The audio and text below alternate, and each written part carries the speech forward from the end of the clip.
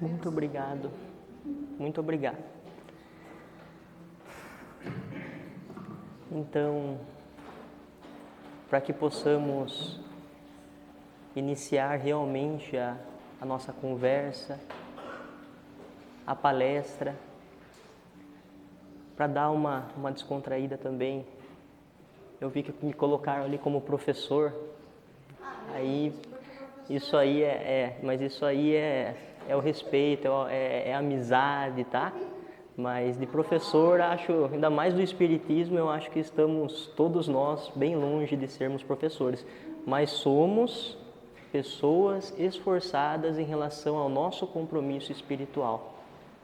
Eu acho que essa parte sim, o palestrante, aqueles que trabalham na seara espírita, são pessoas que se esforçam, porque o servidor, o bom trabalhador, o trabalhador na seara do Cristo, na maioria das vezes, principalmente aqui na Terra, não são os espíritos puros, não são os espíritos perfeitos, mas são todos aqueles que estão à disposição de trabalhar na seara do Cristo, ajudando, auxiliando e dando tudo aquilo que já possuem como recursos espirituais.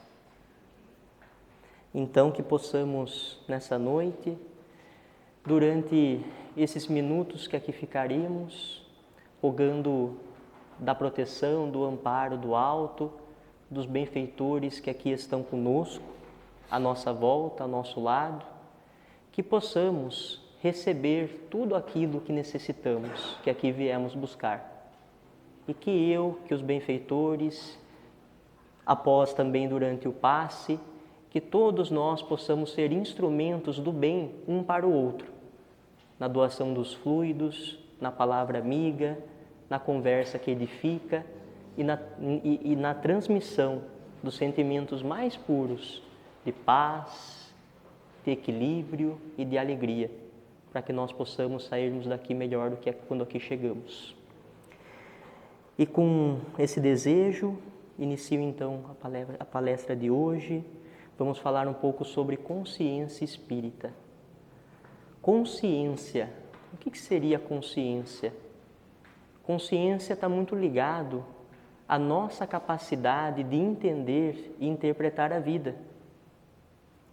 Qual a consciência que temos de nós mesmos? Qual a consciência que temos do mundo à nossa volta? Qual a consciência que temos do mundo além do planeta, além do mundo material?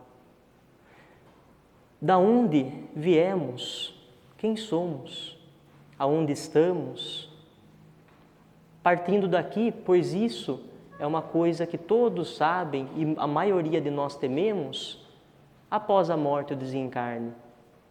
Para onde iremos? Iremos para algum lugar? Deixaremos de existir? Continuaremos sendo nós mesmos?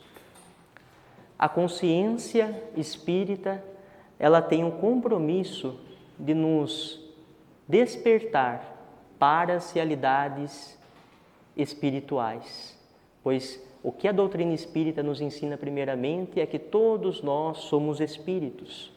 E como espíritos, todos nós temos um caminho a percorrer durante as existências, que não são apenas uma, mas as várias existências que nós vivenciamos durante os séculos.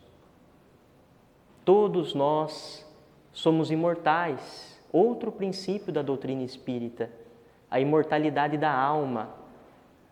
Mas eu não lembro de onde eu estava, eu não lembro quem eu sou, mas isso é uma condição passageira.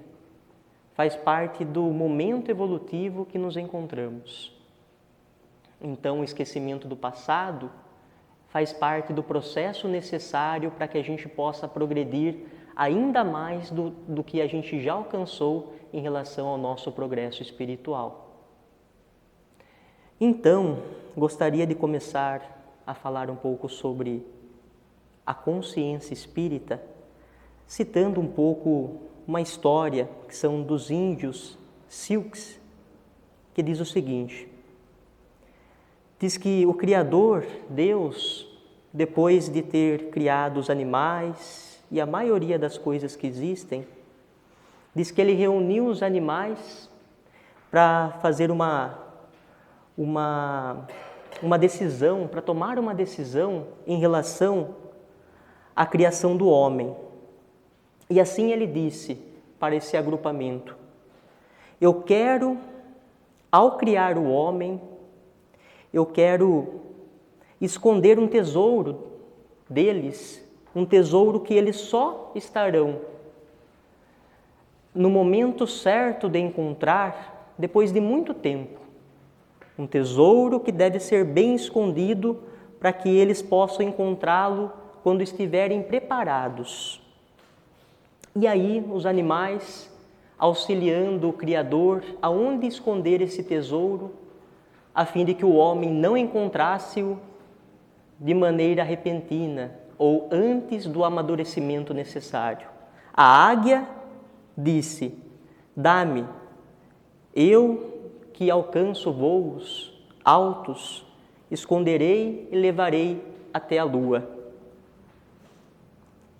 O Criador disse: não, até a lua é pouco, pois o homem, com a sua vontade e com o seu desejo de desbravar a terra, ele alcançará os céus e ele descobrirá o tesouro antes do tempo. Aí então,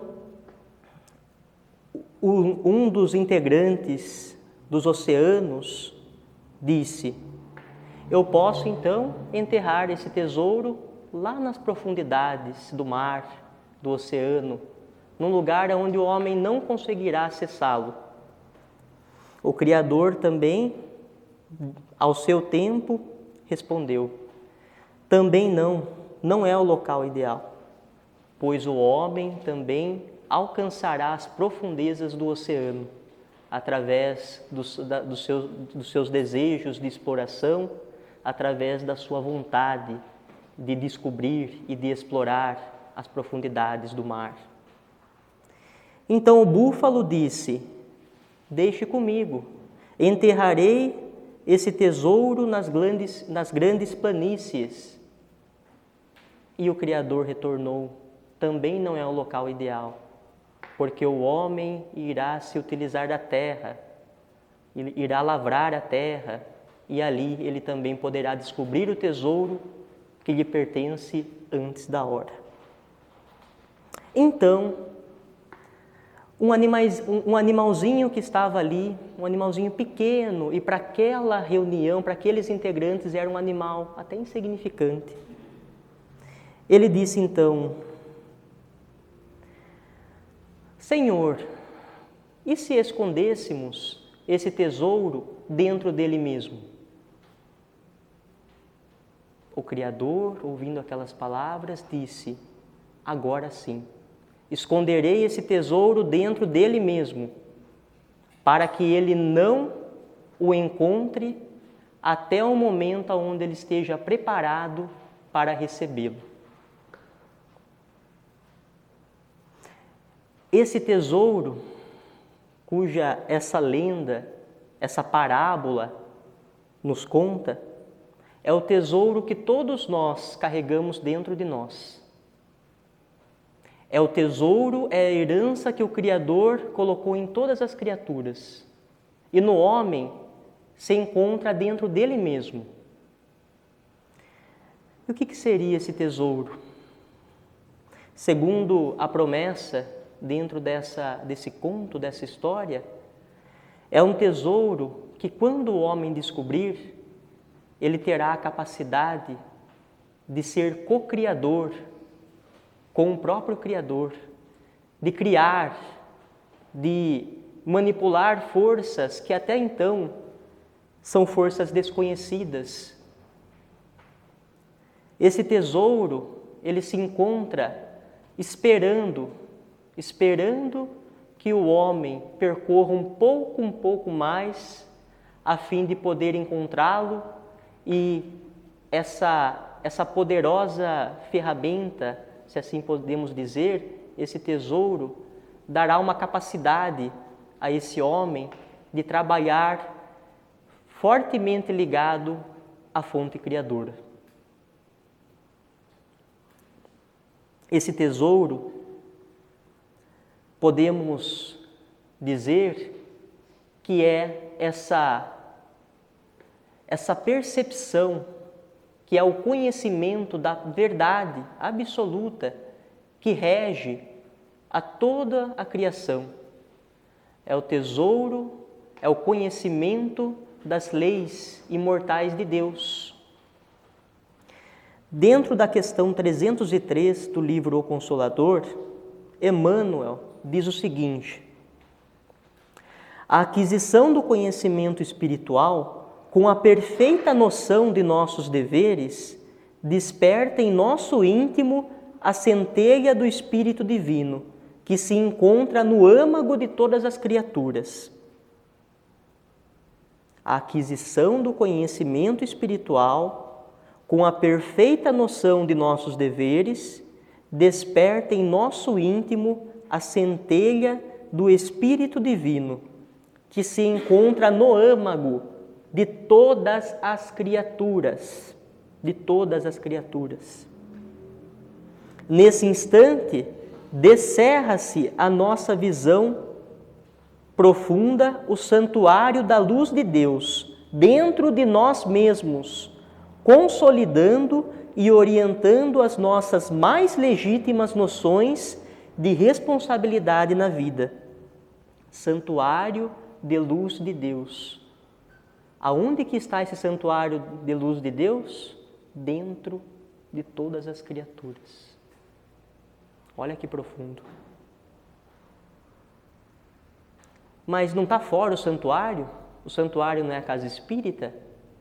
Não é as demais religiões? Não é o templo de pedra? Segundo Emmanuel, o verdadeiro santuário está guardado e escondido dentro de cada criatura. Enquanto o homem se desvia ou fraqueja, distante dessa iluminação, seu erro justifica-se, de alguma sorte, pela ignorância ou pela cegueira. Todavia, a falta cometida com a plena consciência do dever, depois da bênção do conhecimento interior, guardada no coração e no raciocínio, isso significa: quando a gente tem o conhecimento, sabemos na nossa mente, a nossa mente já está esclarecida, desperta. Quando a gente também sente essa luz de Deus em nós, nos chamando e querendo nos clarear a visão, o entendimento sobre a própria vida, quando a gente desperta e encontra um pouco dessa luz divina, ficamos de alguma forma responsáveis por tudo aquilo que fazemos. É o poder que gera responsabilidade. Então, com essa passagem de Emmanuel, começamos a entender o que seria esse tesouro na qual a história, a parábola dos índios Silks nos remetem. É esse tesouro que está guardado dentro de nós e esperando o tempo do nosso amadurecimento para que a gente possa encontrar esse tesouro. E encontrando esse tesouro, adquirir a verdadeira liberdade dos espíritos puros que conseguiram traçar, caminhar, desenvolver as potencialidades da nossa alma, da alma de cada um de nós. E estamos nós nesse processo de ir ao encontro a esse santuário de luz, que não está fora, mas está dentro de cada um de nós. E na hora que a gente entende isso, a gente fica feliz e ao mesmo tempo preocupado. Feliz porque a gente percebe a importância e a grandiosidade de quem somos. Deus está presente dentro de nós, a sua luz nos envolve. Deus fala conosco a cada instante, mesmo sem a gente perceber de maneira sutis. Mas Ele fala. Então, o grande trabalho nosso é a gente, com muita vontade, é a gente fazer esse percurso com muito esforço, a fim de entender, a fim de estudar, a fim de ir ao encontro dessa luz, dessa chama divina que se encontra em nós. Esse é o ponto positivo, é o ponto da esperança, da alegria em reconhecermos isso. Mas também tem o ponto que para nós pode ser um pouco difícil de aceitar. É o ponto que o encontro dessa chama divina não depende de mais ninguém a não ser nós mesmos. Não depende de mais ninguém a não ser nós mesmos. Essa presença divina está em nós e cabe a cada um de nós darmos os passos, nos esforçarmos, nos conscientizarmos do que precisamos fazer a fim de nos encontrarmos, encontrar essa essência que nos aguarda. Como falamos no início, é a herança de Deus. Deus já tem reservado uma posição muito importante na criação, aos espíritos, a nós homens. Então, estamos nesse processo de despertar essas potências espirituais a fim de que encontremos a verdadeira glória dos justos, como dizia no Evangelho, que é a felicidade e a comunhão com Deus. E aí, diante disso, podemos dizer: e aonde eu encontro? Onde encontro essa compreensão e essa força e esse entendimento para que eu consiga encontrar essa chama divina que está dentro de mim? E é por isso que a doutrina espírita é a terceira revelação de Deus e tem como característica ser o consolador que o próprio Cristo nos prometeu, a fim de nos esclarecer, a fim de nos tirar todos os enganos ou dúvidas que temos, a fim de nos dar a segurança, a clareza e a direção do processo e do percurso que todos nós estamos inseridos. No prefácio do Evangelho segundo o Espiritismo, temos as seguintes palavras do Espírito de verdade.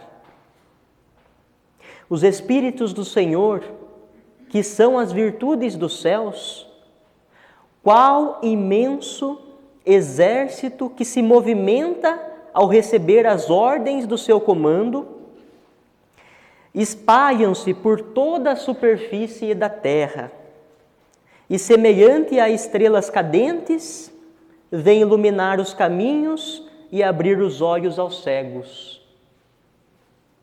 Eu vos digo em verdade que são chegados os tempos em que todas as coisas hão de ser restabelecidas no seu verdadeiro sentido, para dissipar as trevas, confundir os orgulhosos e glorificar os justos. As grandes vozes do céu ressoam como sons de trombetas, e os cânticos dos anjos se lhes associam. Nós vos convidamos, a vós homens, para o divino concerto. Tomai da lira, fazei unissonas vossas vozes, e que no hino sagrado elas se estendam e repercutam de um extremo a outro do universo. Homens, irmãos a quem amamos, aqui estamos junto de vós. Amai-vos também uns aos outros, e dizei do fundo do coração, fazendo as vontades do Pai que estás nos céus: Senhor, Senhor, e podereis entrar no reino dos céus. Aqui temos então a mensagem de entrada de toda a doutrina espírita, o prefácio do Livro dos Espíritos, que diz o seguinte: é chegado o momento. Os Espíritos do Senhor descem até a terra nesse instante, a fim de fazer com que os homens possam entender tudo aquilo que até então não conseguiram entender. Para que os homens possam se conscientizar de toda essa verdade, a verdade que o Cristo já havia colocado, que todos os profetas da antiguidade. O que seria o reino dos céus? Quando poderemos entrar nesse reino? Eu digo que só poderemos acessar o reino dos céus quando essa chama divina que está guardado dentro de nós, ela se debrochar, ela se desbrochar. Antes disso, antes que essa luz, que essa presença divina não ser consciente, não ser exteriorizada de dentro de nós, para nossa mente, para nosso coração, para fora, ainda estaremos como nômades, caminhando de reencarnação a reencarnação, de vidas após vidas, a fim de conseguir encontrar esse tesouro.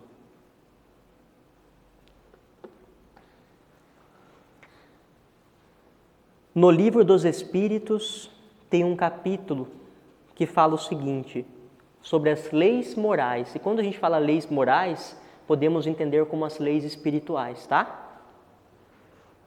Na pergunta 614 diz o seguinte: que se deve entender por lei natural?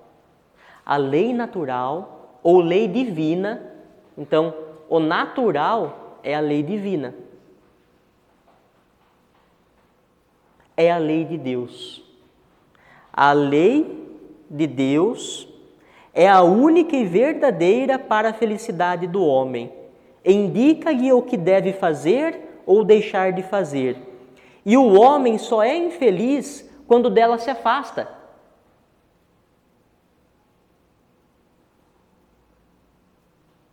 A lei de Deus, a lei natural, é a única e verdadeira.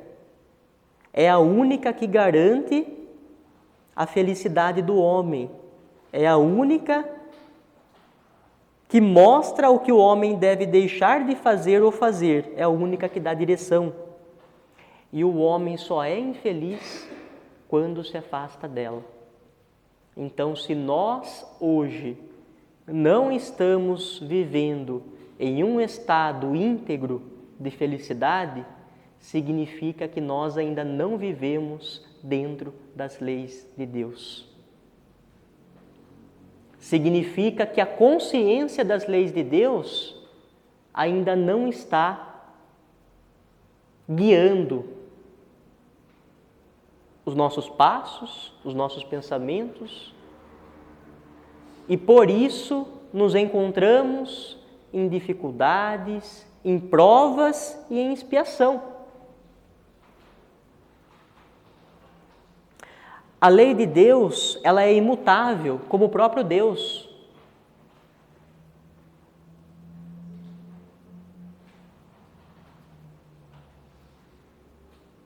Os homens é que são obrigados a modificar suas leis. As leis dos homens são imperfeitas. Existe uma lei que rege toda a criação. Só que também, dentro dos círculos de evolução, como o próprio planeta Terra, os homens, através das suas capacidades evolutivas, eles são inspirados também a desenvolver uma vida social, a criar um ambiente onde todos possam viver bem. E é aí que, pela inspiração, o homem ele vai melhorando e colocando leis para que a vida possa ser melhor. Só que não podemos confundir. A vida aqui no planeta Terra não segue as diretrizes que a vida espiritual, que as leis morais, que as leis de Deus. Então, se nós começarmos a analisar muitas das leis daquilo que rege a vida nossa como sociedade terrena, muitas pessoas vão falar assim: isso eu não concordo por isso. E outras falarão: eu concordo porque acredito que isso seja o melhor. Então, perceberam a dificuldade? Porque são leis mutáveis, são leis que vão se aperfeiçoando com a evolução do próprio homem, da própria humanidade. Por isso a importância de estudarmos e de buscarmos conhecer a Deus e as suas leis que regem e governam o universo e toda a criação. Se nós nos fecharmos para aquilo que está além dessa pequena e curta vida material, lembrando que somos espíritos imortais, espíritos eternos, se nós vivermos como só existisse essa vida e do jeito que essa vida nos apresenta, ficaremos ainda mais escravos das condições limitadoras que a vida material, na qual ela se apresenta hoje, nos coloca. Por isso, a importância que temos de estudar e, pela própria vontade, buscar conhecer as leis que regem a vida, não só aqui no planeta Terra, mas a vida no universo, em toda a criação. Buscar entender Deus, buscar entender quem somos. O que estamos fazendo aqui? Eu acho que tudo começa quando a gente busca o conhecimento de nós mesmos. Não é à toa, né, que muitos sábios da época, e um deles muito famoso, dizia: conhece-te a ti mesmo e você vai descobrir a verdade. Lembra? Então, se o tesouro, a luz divina do Criador está dentro de nós, realmente não existe outro caminho a não ser conhecer-nos a nós mesmos.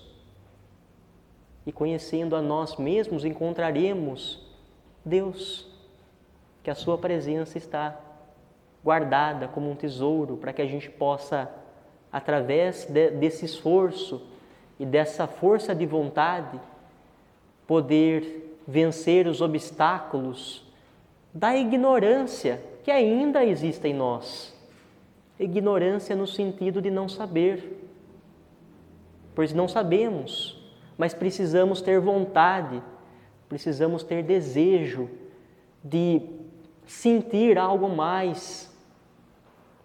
Olhamos o mundo, o planeta Terra, aonde no estágio que se encontra hoje, as condições, as pessoas, olhamos o sofrimento, a dificuldade de todos os tipos, e aí perguntamos: será que a vida, será que Deus é só isso e Ele só quer isso para nós e é Ele que quer nos ver sofrer? Ou será que tudo isso que vivenciamos são provas, experiências e aprendizados necessários para encontrarmos o Criador dentro de nós? E muitas vezes escolhemos o caminho do sofrimento, do erro, da experimentação, ao invés de escolher o caminho do estou aqui no planeta Terra, Nasci, estou dentro de um lar, mas quero ir em busca de alguns questionamentos. O que é? O que eu sou?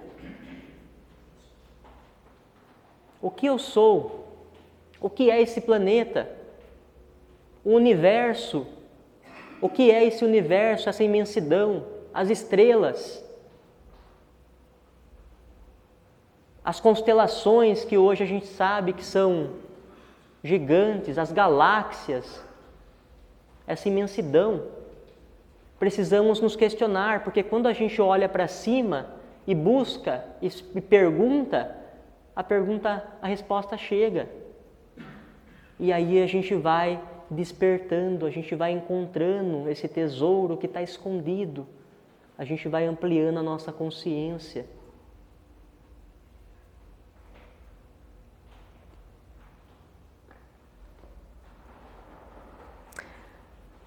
Conhecimento das leis de Deus. Como podemos conhecer as leis de Deus? Está acessível? Deus facultou os homens, todos os homens, para que conheçam a sua lei, essa lei moral que rege e governa a criação? Todos podem conhecê-la, mas nem todos a compreendem. Os homens de bem e os que se decidem a investigá-la são os que melhor a compreendem. Todos, entretanto, a compreenderão um dia, porquanto forçoso é que o progresso se efetue. Homens que se decidem a investigá-la são os que melhor a compreendem. Entretanto, todos as compreenderão um dia, porquanto é forçoso que o progresso se efetue. Sabe o que isso quer dizer? Quer dizer que depende de cada um de nós. Desvendar, encontrar o tesouro, a presença de Deus, essa força, essa luz divina dentro de nós, é decisão e vontade própria de cada um. Mas, dependendo da nossa escolha, independente da nossa escolha, aliás, o progresso vai se realizar. Porque o progresso está dentro das leis de Deus. Somos todos espíritos já com um destino traçado. Alcançaremos o estado dos espíritos puros. É uma determinação da lei divina. Agora a grande pergunta: quando? Depende de cada um de nós.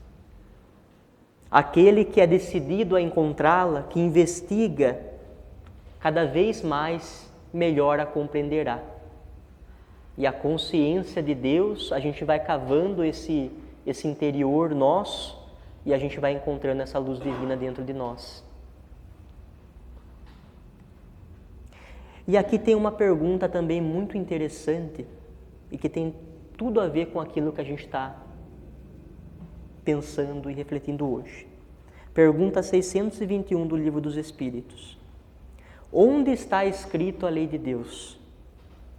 Olha só a resposta. Simples, objetiva. Na consciência. Na consciência.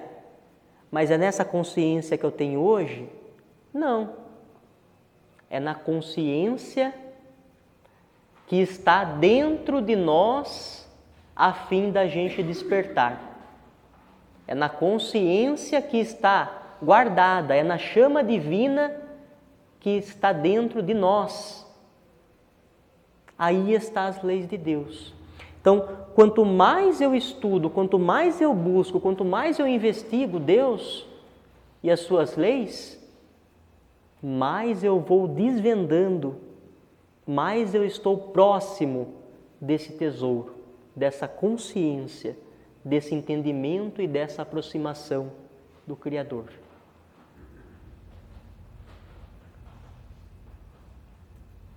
E aqui tem uma pergunta curiosa. Uma vez que Jesus ensinou as verdades, as verdadeiras leis de Deus, qual a utilidade do ensino que os Espíritos dão? Terão que nos ensinar mais alguma coisa? Isso aqui é a pergunta de Kardec para os Espíritos. Porque os Espíritos deixam claro que o guia e o modelo, o caminho, a verdade e a vida para a nossa felicidade é o Cristo Jesus. É Jesus. Não existe outra maneira. Ele é o caminho, Ele é o modelo para que a gente alcance esse estado de conscientização, de conexão direta com Deus. Então, por que dos Espíritos? Por que da doutrina espírita, se Jesus já veio e já falou? E Ele é o caminho, a verdade e a vida. Jesus empregava a miúde, na sua linguagem, alegorias e parábolas, porque falava de conformidade com os tempos e os lugares. Faz-se mister agora que a verdade se torne inteligível para todo mundo. Muito necessário é que aquelas leis sejam explicadas e desenvolvidas. Tão poucos são os que as compreendem e ainda menos os que as praticam. A nossa missão consiste em abrir os olhos e os ouvidos a todos, confundindo os orgulhosos e desmascarando os hipócritas, os que vestem a capa da virtude e da religião, a fim de ocultarem suas torpezas. O ensino dos Espíritos tem que ser claro e sem equívocos, para que ninguém possa pretextar ignorância e para que todos o possam julgar e apreciar com razão. Estamos incumbidos de preparar o reino do bem que Jesus anunciou. Daí a necessidade de que a ninguém seja possível interpretar a lei de Deus ao sabor de suas paixões, nem falsear o sentido de uma lei de todo, de amor e de caridade. Olha só, mais uma vez a importância e o propósito da doutrina espírita. A doutrina espírita é o próprio exército de Jesus, de espíritos puros, que estão na Terra, nesse instante, fazendo com que as consciências humanas se despertem e se esclareçam, a fim de que todos nós possamos dar o passo além, encontrar a nossa felicidade, o verdadeiro sentido da nossa vida, da nossa existência.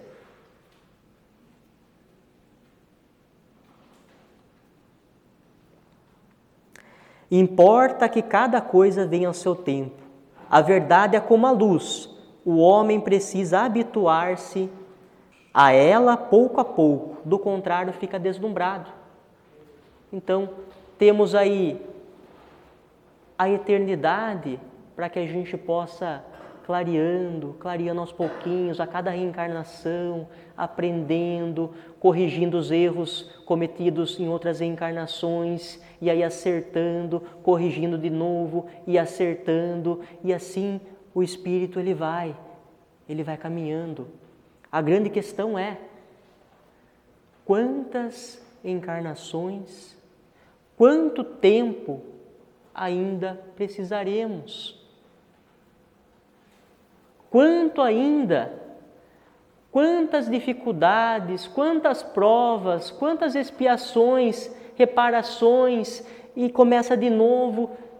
Quanto ainda? O que falta a gente entender?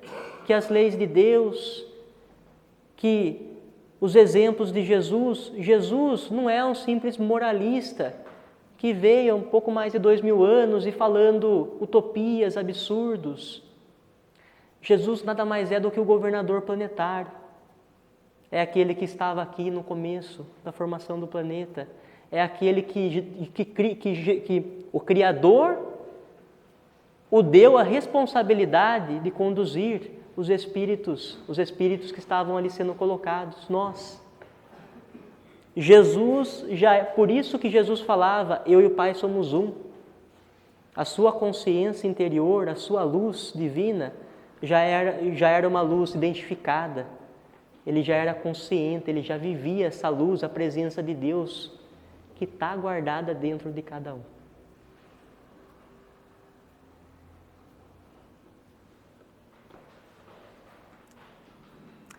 E um ponto importante, como começar?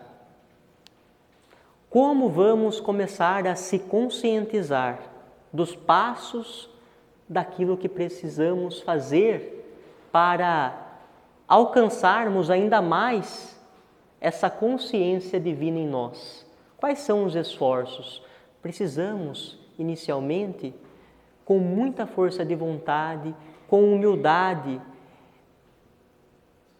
estudar, buscar essas verdades que estão escritas nos livros, que estão gravadas, conhecer um pouco mais ainda de Jesus, estudar a doutrina dos Espíritos, que é o próprio Jesus voltando e falando, gente, tudo aquilo que eu falei lá atrás, eu gostaria de mastigar um pouco mais e agora eu posso desenvolver e falar pormenores, tudo aquilo que Reino dos céus, agora eu vou poder falar, vou poder explicar para vocês o que é o reino dos céus, vou poder dar detalhes.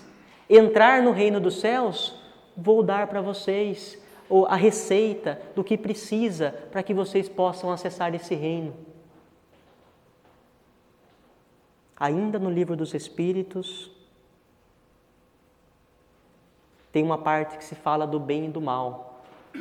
Eu acho que aqui a gente pode falar um pouco sobre essa parte, porque tudo começa com a nossa busca e a nossa conscientização do que é bem, do que é mal. Questão 629. Que definição se pode dar da moral? Resposta. A moral é a regra de bem proceder, isto é, a distinção entre o bem e o mal. Funda-se na observância da lei de Deus. O homem procede bem quando tudo faz em vista e pelo bem de todos, porque então cumpre a lei de Deus. Distinção do bem e do mal. Funda-se na observância das leis de Deus. Conscientização. O homem procede bem quando tudo faz em vista pelo bem de todos, porque então cumpre a lei de Deus. Quer dizer, se eu me preocupo só com o meu bem, eu não estou fazendo e cumprindo as leis de Deus. Mas eu cuido da minha vida, não faço mal para ninguém. Mas se eu não faço bem por todos, eu não estou aliado às leis de Deus. Moral é essa distinção entre o bem e o mal. Precisamos começar a aprofundar a nossa percepção e o nosso conhecimento do bem e do mal.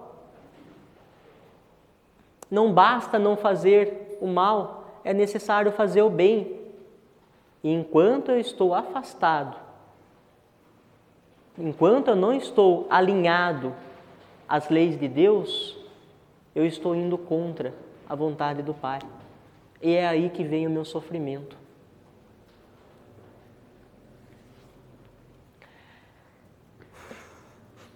E eu vou contar agora para vocês duas histórias para mostrar a condição do ser consciente. Duas histórias para mostrar o que é uma pessoa que já está com uma consciência mais profunda e já encontrou um pouco do tesouro. Chico Xavier, comprando tomates, escolhia 2 bons, 2 ruins. Assim que o Chico chegou de mudança em Uberaba em 59, volta e meia, ele ia até o mercado municipal fazer compras de verduras para a sua casa. Quando na banca, escolhendo os produtos, a proprietária do estabelecimento observou que ao escolher tomates, por exemplo, o Chico pegava 2 bons e 2 outros piores. Aquele proceder do Chico acabou por intrigá-la, até que um dia não mais se conteve, aproximou-se dele e foi logo dizendo: por que é que o senhor escolhe alguns tomates bons e outros piores? Não faça isso, pegue os melhores e pode até levar alguns a mais que é de graça. Mas o bondoso amigo respondeu: não devo escolher somente os melhores, porque senão não vai sobrar tomates bons para aqueles que vêm depois de mim.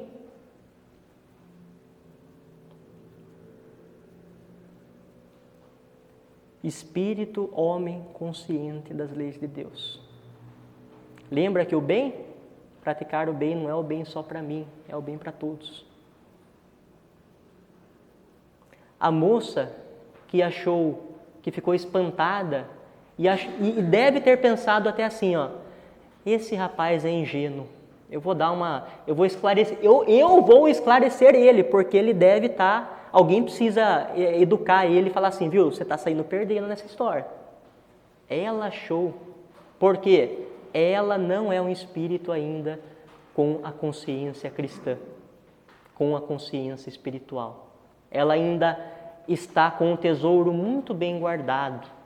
Ela não encontrou ainda o começo, um pouquinho da luz que esse tesouro traz. E aí, uma última história para finalizar, que vai também dizer um pouco sobre essa condição do ser consciente. 2:30 da madrugada, Chico sozinho dirigia-se da casa de André, seu irmão, para sua residência em Pedro Leopoldo. A meio caminho, 2 patas enormes saltam sobre os seus ombros e uma cabeça enorme agita a pesada corrente girando em torno da cabeça do Chico.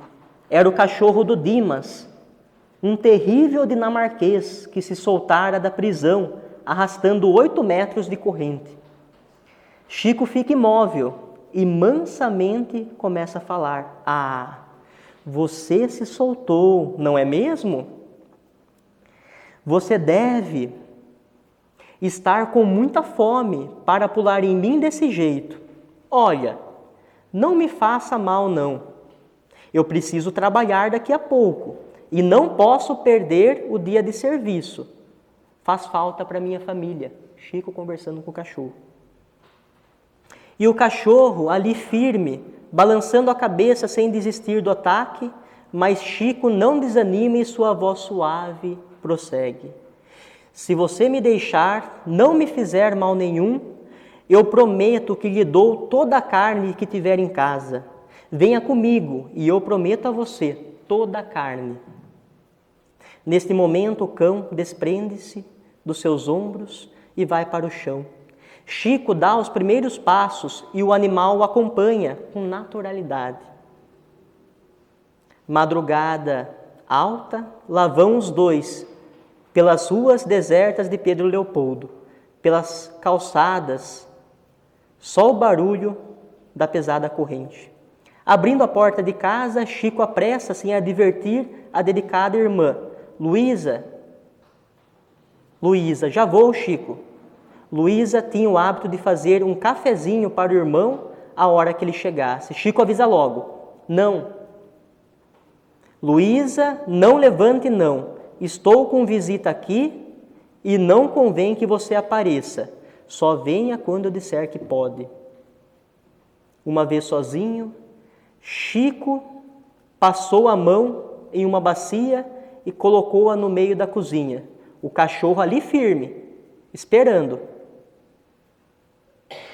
E o Chico foi jogando tudo dentro da vasilha.